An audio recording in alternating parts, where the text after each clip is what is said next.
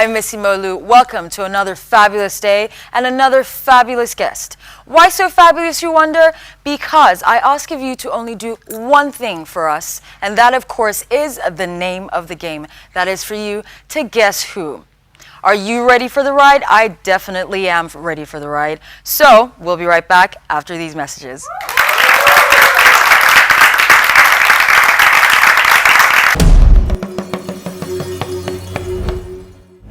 Welcome back. I know that the studio audience are very, very excited, and I can tell you this, I am very, very excited because our guest today, which of course you have to guess who it is quite the enigma. For over 20 years, this person, I won't tell you if it's a man or a woman, has been a celebrity. Yes, and when I say celebrity, I mean a huge celebrity. So what I need you to do right now is take a look at the screen and see maybe you can guess who it is. For 25 years, nobody has promoted more artists, nobody has supported more music, and nobody has done more work. And that's a fact. For his art form, he has taken it to another different level, where he has become like an icon for people in that art form. Even up till now, he's one of the few DJs that has up-to-date equipment, and is always abreast with what is tenable in the industry.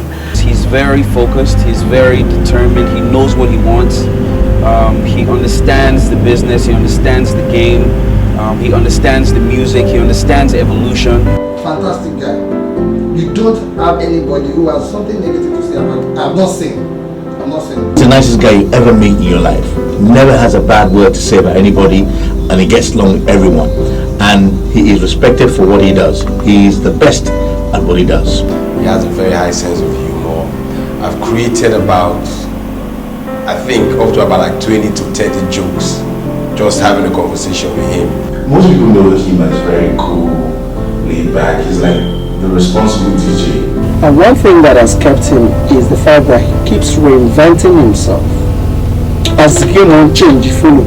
As the game, he is a pace setter. He is one of the most talented persons that I know. He writes, he has attempted to sing. He's a good music maker. Can you at home guess who it is? Well, we'll see. All we need to do right now is let's take a look at his relationships with his friends and his families, and maybe that'll give you more of a hint as to who our special guest is today. He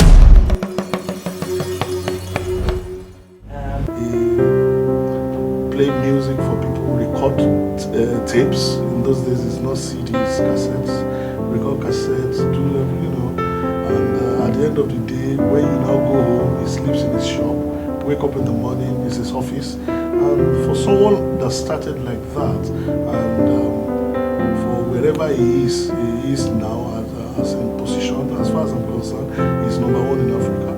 And I think it's what every penny he has made. He's like a stabilizing factor in every environment. You know, you have those who are very loud and noisy, then you have him very calm. So sometimes, you know, when the excitement and the fun is over and everybody is loud and noisy, and you look around, there's this calm figure somewhere. You know, even without him saying words, he has a way of, okay, let's bring down the noise a little. You know, even without him saying it.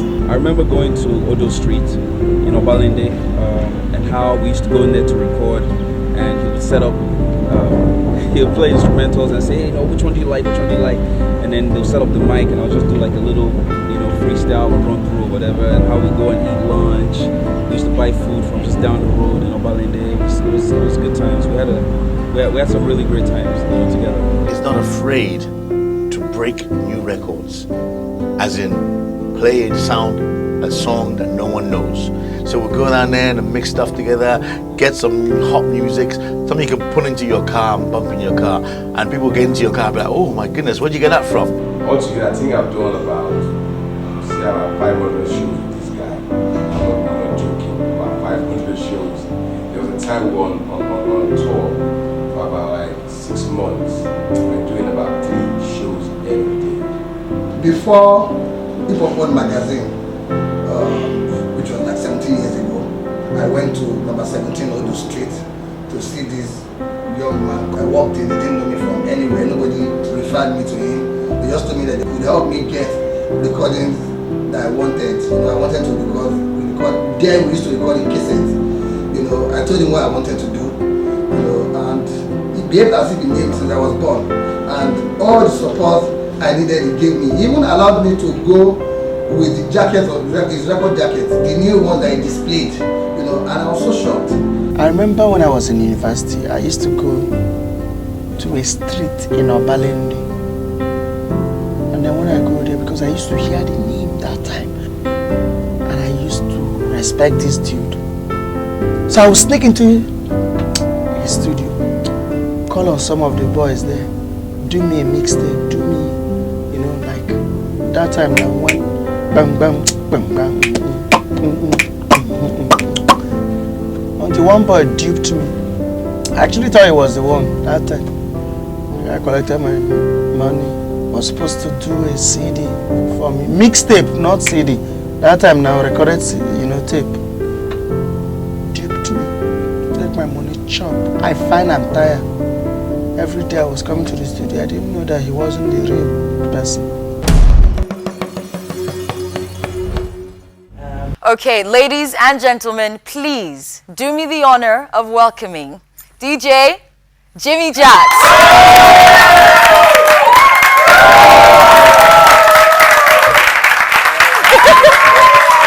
How are you?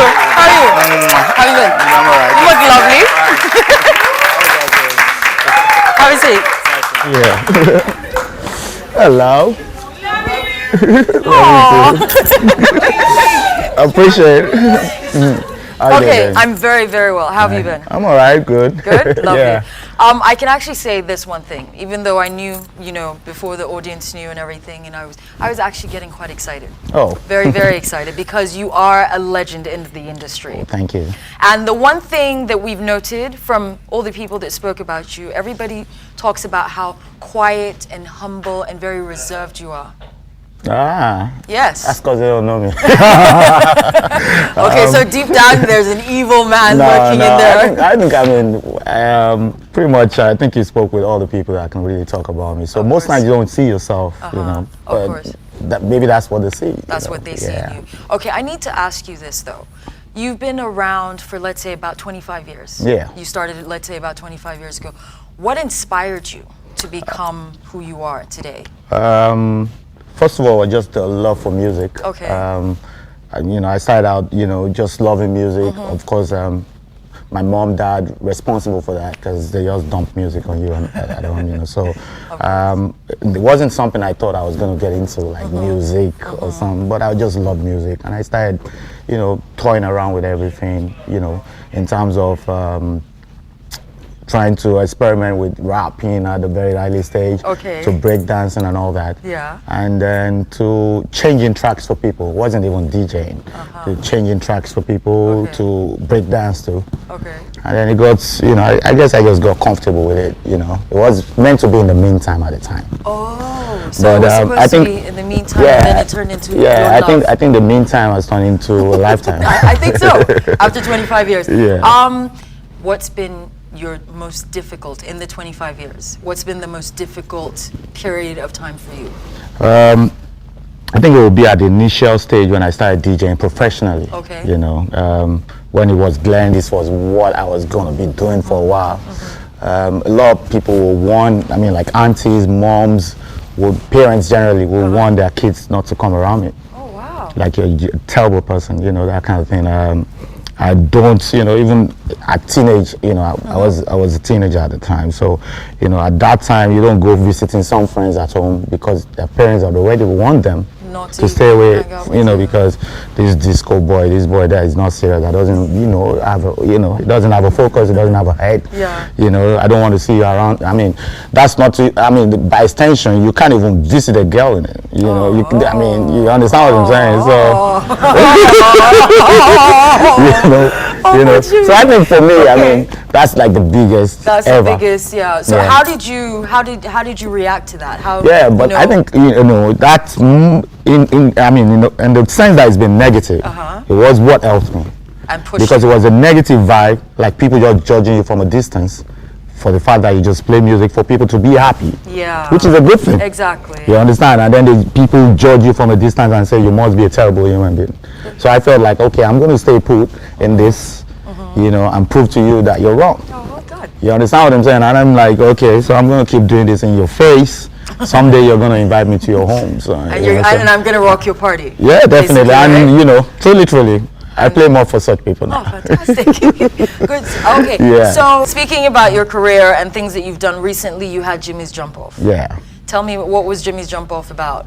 All right, Jimmy's Jump Off would be, the live concert came up from the idea of me doing TV. I had a TV show called Jimmy's Jump Off, and that I actually started because fans, and people that just appreciate you wanted me to do TV or radio at the time, and I didn't want to get on TV presenting music videos, which is usual at the time. Yeah. So I waited till there was this technology where you could actually mix music videos. Of course. So you DJ with the videos. So I went on TV. I started Jimmy's Jump Off as a TV mix show. Video mix show on TV, and it was the first of its kind in this country at the time. We have DJ Jimmy Jat here, and of course, we shall be right back after this break to introduce him to his surprise guest.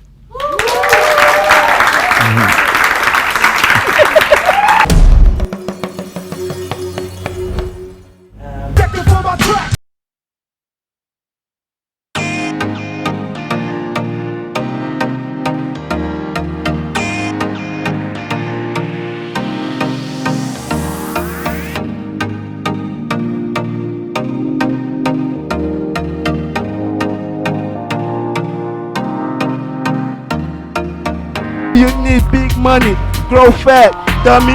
You be goats. Why you want contract to the back? See your slam, you be like pig. Oh yeah, go 1 week. Leave me kushaka. Me, I they always stop the league. I put the bomber, boost the fuck your armor, cause the course mad drama. You man, your number. Tell them city boy got that swag in the ponder. So I'm Ice Prince, man. I'm J-Town's granny. I'm coming out fresh to Mike Jojo, I'm at it.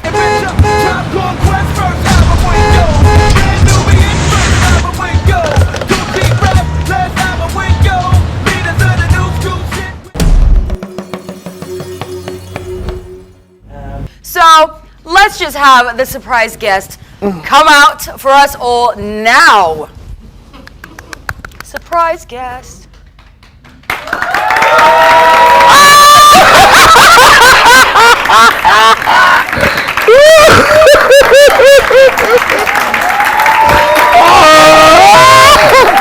What's up, man?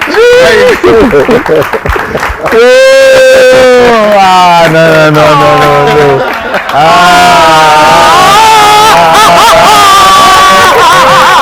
You should have called me.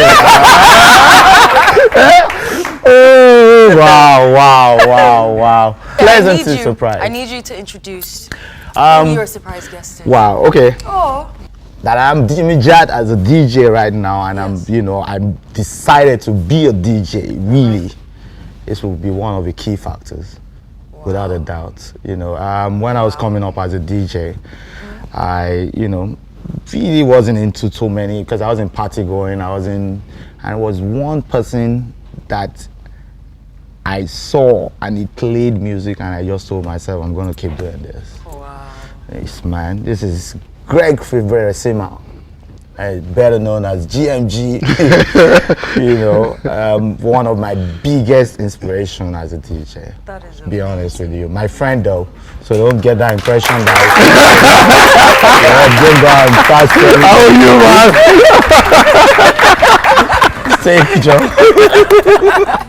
no, but I'm really pleasant to surprise. Oh, that's fantastic. And this hasn't happened to me in a long while. All right, so Greg, tell us a little bit about your relationship with DJ Jimmy Jat.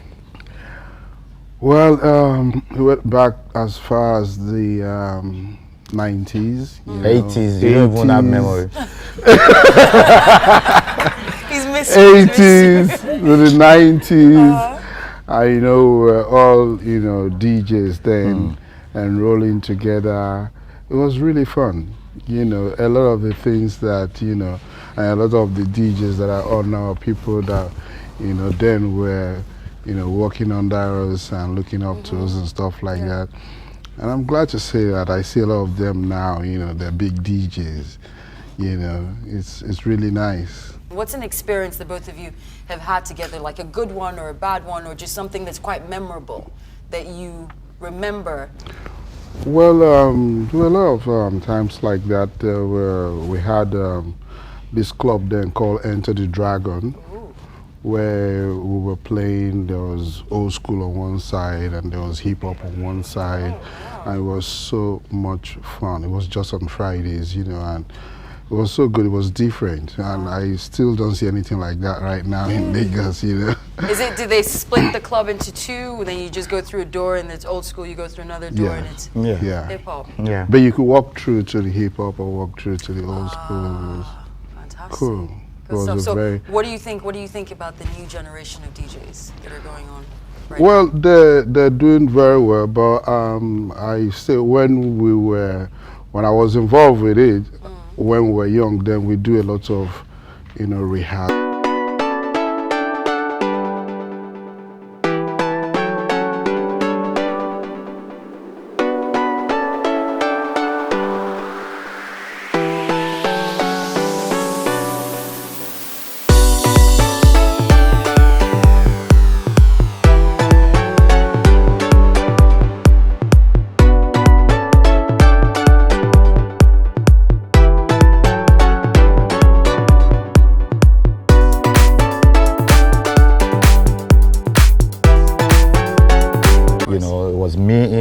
Bango, was Awiti as well, and between the four of us, there was this very healthy competition. Okay. Like we're all gonna play at the same place anyway. Yeah. But we're friends, but I'm not gonna let you outshine me. Okay. So it's a healthy and this guy here, I was gonna use,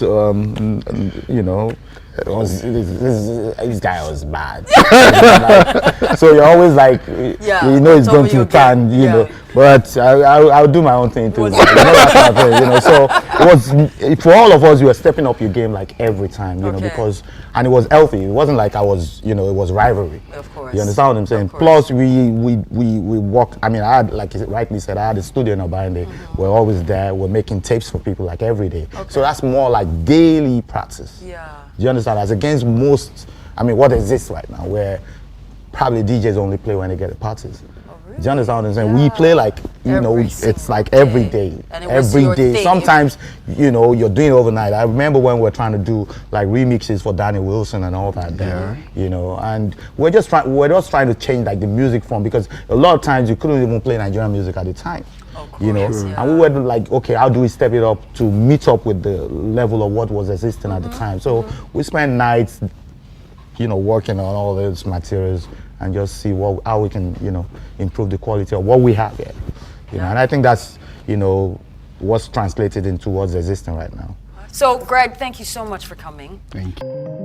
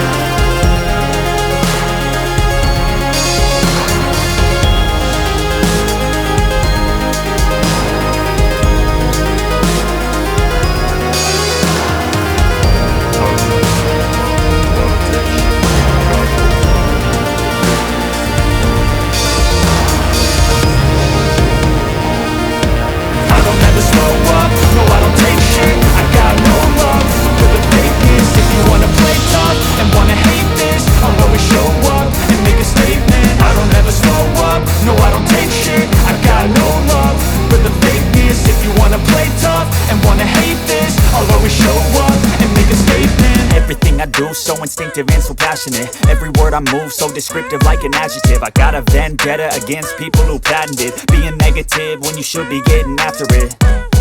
I got facts over tracks, this and that. Spitting slow, spitting fast, I could roast, I could gas. Think I'm okay at last, but I don't know if that can erase all the past. And the pettiness, a reflection of the emptiness. Hilarious, you think you're worth my time, you're delirious. Mysterious, because you hide behind a fake exterior. Inferior, you know I'll always be a bit superior. Get off of me, this ain't no humble brag. I want you to hear words, you can say them back. I want you to feel free from the chains at last, and to believe in what you got, it was built to last, yeah.